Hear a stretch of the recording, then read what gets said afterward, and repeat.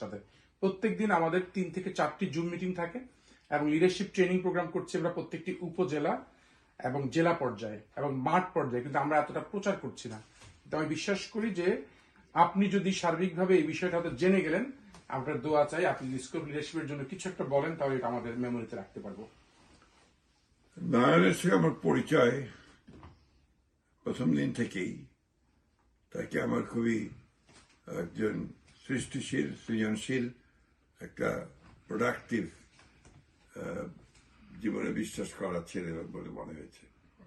আমি খুব মুগ্ধ হয়েছি যখন সে আমাকে তার প্রথম প্রোগ্রামে নিয়ে যায় ইউথ ফোরামের। তখন থেকেই আমি মূলত তার প্রতি আমার যে স্নেহ, তার প্রতি আমার ভালোবাসা জন্মেছে তার কাজ থেকে। নয়ন যেভাবে কাজ করে, এটা যদি আমাদের যুবকেরা অনুসরণ করতো তাহলে অনেক দূর এগিয়ে যেতে পারত। সে নিজেই এখন উদ্যোগ নিয়েছে যুবকদেরকে সংগঠিত করবার, বাংলাদেশের রাজনীতিকে একটা সঠিক ট্র্যাকে নিয়ে আসার চেষ্টা করছে। জানি খুব কঠিন কাজ, তারপরেও ছোট থেকেই তো আপনার শুরু হয়, তারপরে সেটা বৃহৎ ময়ূরে পরিণত হয়। আমার বিশ্বাস যে নারায়ণের এই উদ্যোগ সফল হবে একদিন, এবং সত্যিকার অর্থেই বাংলাদেশকে সত্যিকার অর্থেই একটি সুন্দর, সৃষ্টিশীল, একটি সমৃদ্ধ বাংলাদেশ, আধুনিক বাংলাদেশে, মুক্ত বাংলাদেশে পরিণত করতে সক্ষম হবে।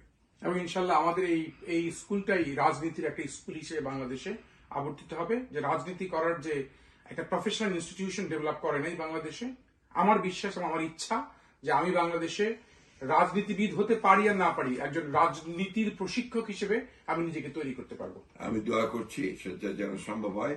আর একই সঙ্গে একটা কথা সবসময় মনে রাখতে হবে, যত ছোট থেকে শুরু করা যাক, সেটা নিঃসন্দেহে যদি নিষ্ঠা থাকে, আগ্রহ থাকে, পরিশ্রম থাকে, আর লক্ষ্যে যদি স্থির থাকে যায়, তাহলে সেটাতে সম্ভব হবে, সফল হওয়া সম্ভব। Not to be a zero. Yeah. What happened? He'll believe up there, you know? They were part of our movement. No, not to be a zero. Yeah. What happened? Excited. He'll একদিনের জন্য ওই যে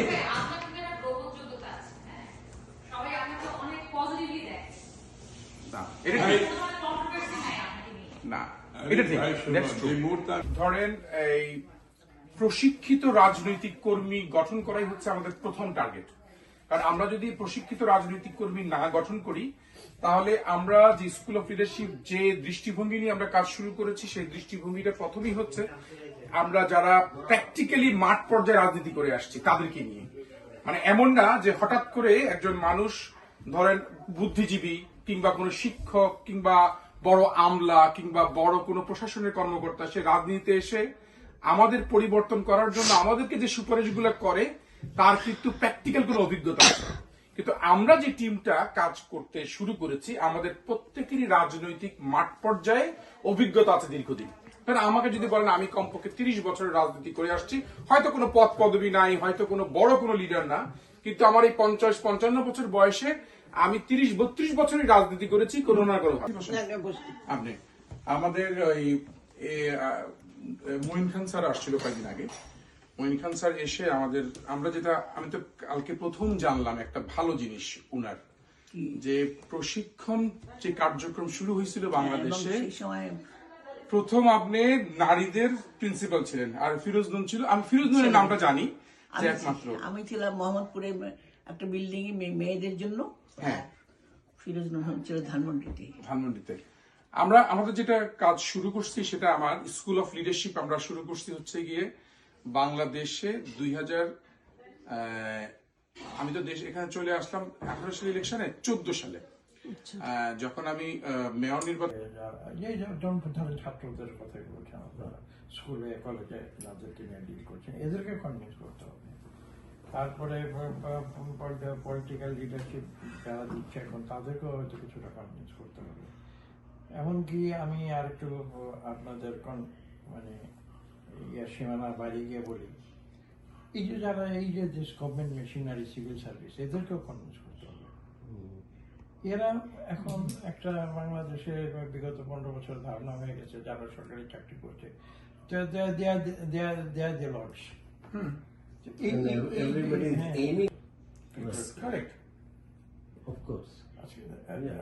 আজকে হাসিনা যেমন তাদের explore করতে গেছে, তারা করেছে এবং এটা আগামীতেও করবে। এরা two way traffic two way traffic এবং এরা বন্ধ হয়ে থাকবে না, কিন্তু ওরা ওদের মধ্যে তৈরি হয়ে গেছে এই যে এই ব্যুরোক্রেসি কিংবা এদের ধারণা যে ওরাই সবকিছু ত্রাণকর্তা রাইট, এবং পলিটিশিয়ানদের তারাই চালাবে। হ্যাঁ, আমি একটা কথা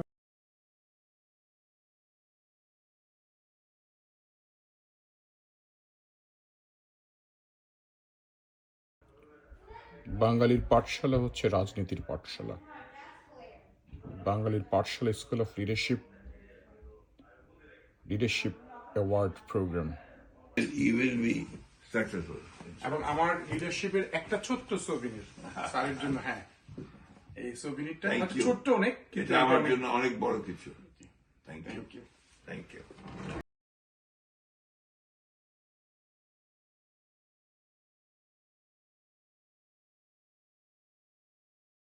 টকবকে একজন তরুণ নয়ন বাঙালি, যে ওই নামেই পরিচিত, সে এই প্রতিষ্ঠানটি শুরু করে। কিছু উদ্যোগী তরুণদের নিয়ে বাংলাদেশের তরুণদেরকে বদলে দেওয়ার একটা স্বপ্ন নিয়ে সেই প্রতিষ্ঠানটি শুরু করে। আমি সবসময় চেষ্টা করেছি তার সঙ্গে থাকার। আমি যেটা লক্ষ্য করেছি যে অত্যন্ত সৃজনশীল মেধাবী একজন মানুষ, যদি সহযোগিতা পায় তাহলে সে অনেক কিছু করতে পারবে। চেষ্টা করেছে, অনেক দূর এগিয়েছিল, কিন্তু দুর্ভাগ্যজনকভাবে এই ফ্যাসিবাদী সরকার, আওয়ামী লীগের সরকার, হাসিনার সরকার, তারা তো এখানে কোনো কিছুই সৃষ্টিশীল করতে চায়নি। তারা এই প্রতিষ্ঠানটিকে সেই নজরে দেখে এবং সেই প্রতিষ্ঠানটিকে আক্রমণ করে এবং বিশেষ করে নয়ন বাঙালি এবং তার পরিবারের উপরে অকথ্য নির্যাতন শুরু করে। নয়ন বাঙালিকে ধরে নিয়ে গিয়ে একটা সভা ছিল, সেই সভা থেকে ধরে নিয়ে গিয়ে পিটিয়ে তার হাত ভেঙে দেয়, তার বাড়িতে আক্রমণ করে। তার মা একজন জনপ্রতিনিধি ছিলেন, তাদের বাড়িতে বারবার আক্রমণ করে, তার স্ত্রীকে অপমান করে। এরপরে সে যেটা বলেছে, তার স্ত্রী যে কিছুদিন পালিয়ে থাকার পরে সে বিদেশে চলে যায়।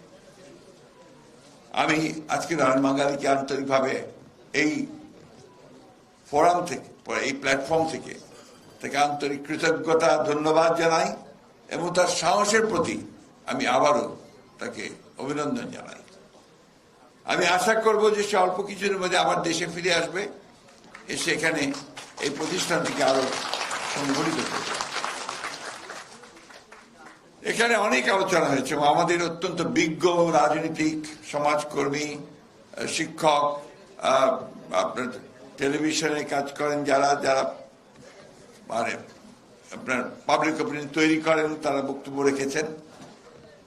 আমি তো একেবারে রাজনীতির মাঠ কর্মী, খুব বেশি কথা বলতে চাই না, আর এখন খুব বেশি কথা বলাও সমীচীন নয়, কারণ এখন যারা রাষ্ট্রের দায়িত্বে আছেন সবচেয়ে বড় পাওয়া। এবং এই ওয়াশিংটন ডিসিতে যে স্যারকে পাবো আজকে জন্মদিনে, এটা আমি কখনোই ভাবি নাই। যাই হোক, স্যার আমার জন্য দোয়া করবেন।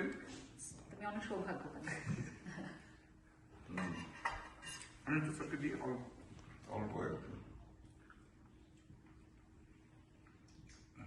হাতে নাও। না, ঠিক আছে। ধন্যবাদ সবাইকে। যে বাংলাদেশের রাজনীতি ঠিক করতে আরো অনেক সৈনিক লাগবে এবং সেই সৈনিক তৈরি করতে হবে। তোমার এই রাজনৈতিক পাঠশালা থেকে সেই সৈনিক যদি তৈরি করতে পারো তাহলে তুমি সফল হবে ইনশাআল্লাহ। আমরা ইনশাআল্লাহ সফল হব। ধরতে হবে না। Thank you, thank you. বাবা ভালো।